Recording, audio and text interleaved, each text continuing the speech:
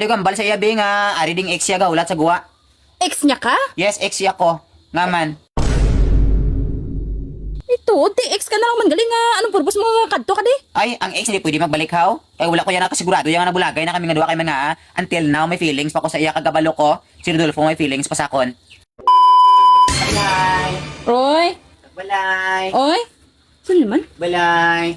Ano tani? Ay, may ngapon. Mayang hapon? Sino ka? Pwede ka pa mangkot? Pwede ged, ano tani? Ara na si Rodolfo? Oo, manong sa kumbana? Oh, asawa ya ka? Oo.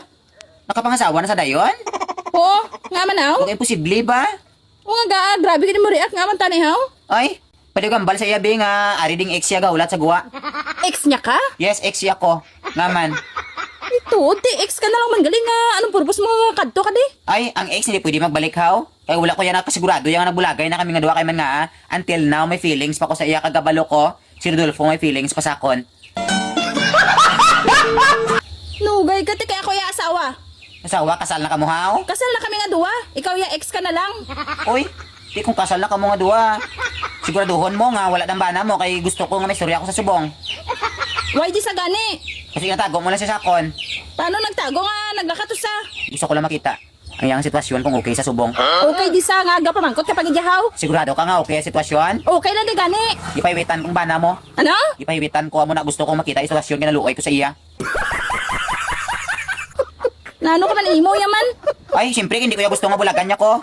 Di pilito mo yang ako nga bana yang maluyag pa sa imo nga way na sa luyag si mo. Amo na kaya nga nagkadto ko di dahil kay man nga gusto ko lang makita ang iyang sitwasyon kung okay pa sa kay siyempre ga ano man ko siya ay paminsar man ko kay doon naluoy man ko sa iya kay siyempre palangga ko sa nga may gindala ko di sa iya nga plus. Ano nga plus? Ya plus mo na sa iya nga tiil kay ang iya nga tiil kintuslok ko to sa dagom. Aryo. Ha, ya plus mo na sa tiil ha. Aga, udto hapon pag sa gabi, aplasa mo na alas 12. Ha? Aga, udto hapon, pag sa gabi, aplasa mo na alas 12. Ha? Ti, maano ka pa di? Lakat na. Ay, ginatabog mo na ko dayon. Pasalamat kayo, daan ka sa nga plus kay concern ko sa bana mo.